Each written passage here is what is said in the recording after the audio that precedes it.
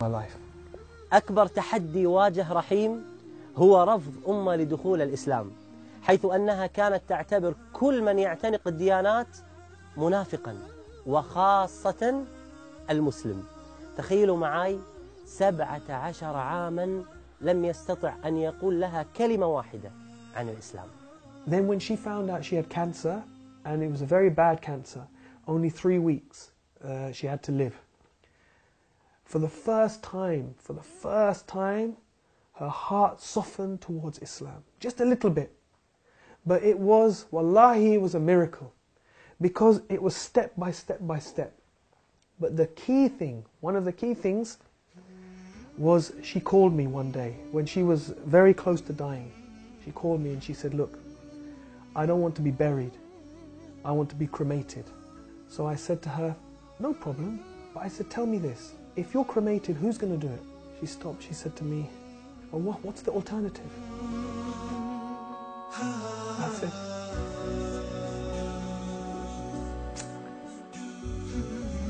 I said, the alternative is if you die, then your sons, me and your sons, we will carry you. No one else will see you. And we will take you to a place, and your daughter and your daughter-in-laws, they will wash you, and they will prepare you, and they will wrap you in a simple white cloth. And no one will see you. And in one day, we will bury you in the ground, with no coffin, with no fuss, very, very simple. She said to me, that's what I want. She said, that's what I want. But now I had a problem. She's not Muslim. So she phoned my brother and sister and she said, I want a Muslim burial. I would just try very slowly to give her small bits of dawah. If there is a creator, do you think maybe he sent messengers? Do you think maybe he sent people as guides? And one day she said, yes, I believe that. So Sheikh, for me, I was happy. For me, I was happy. She believes in a creator, she believes in messengers. I thought, inshallah, I have an excuse. I can make dua for her. I can say to the imam, inshallah, we bury her as Muslim. But my son, he was then 14 years old. He said, it's not enough. He said, it's not enough. He said, she has to say Shahada. So I was scared, because I thought, if he tries to make her say Shahada, then she will say, no, I don't want to say this. And then I have a problem. He said, don't worry, Abba, don't worry. I will talk to her. So he went up to her bedroom. He said, and I was downstairs for like 1 hour.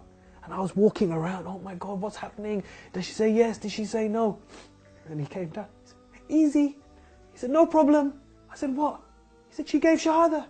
I said, properly in Arabic? He said, yes, Arabic fully. No problem. And maybe 2-3 days later, she died. Oh. Alhamdulillah.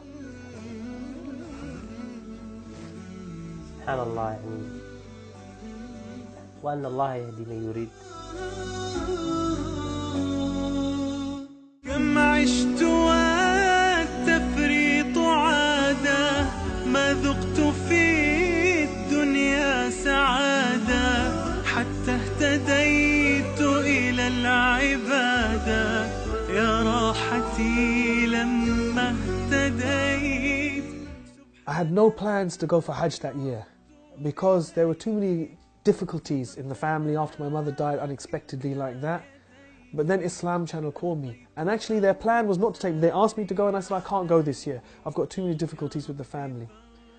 Then at the last minute, when there was only a few days to go before Hajj, they approached me. They said, look, we've had some complications. We need you to come as a presenter this year. I said, I'm going to make Hajj for my mother. So within just 3 months of her dying, mashallah, I was able to go and I was able to make Hajj for my mother, and alhamdulillah share that with millions of people around the world. And so many people called, because she died in Ramadan, and I was doing TV work at that time. Allahu Akbar. People from around the world called and gave sadaqah in her name. Someone built a masjid in her name. So many orphans sponsored in her name. So Allah is Ar-Rahman. Allah is Ar-Rahman.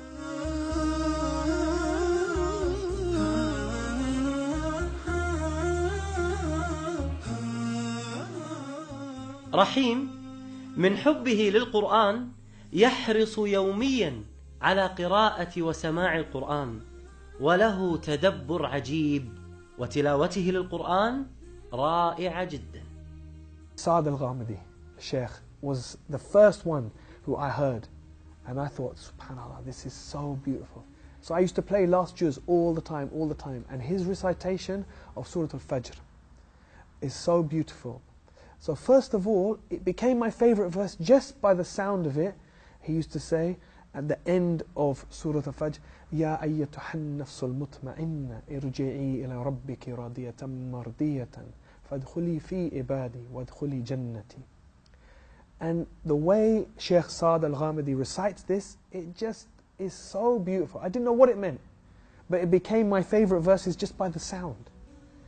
Then when I began to read and understand what it meant, every time I think about these verses, I just think one thing, that maybe we will hear Allah say this.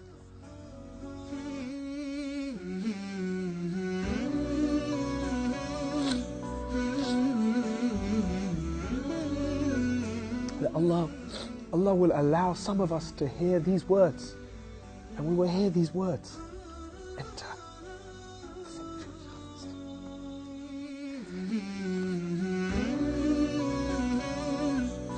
So this verse is very dear to my heart, because this is my hope that we will hear this, and that my children and my parents will hear these verses. Inshallah. سبحان من عدت إليه بسطت لنا كلتا يديه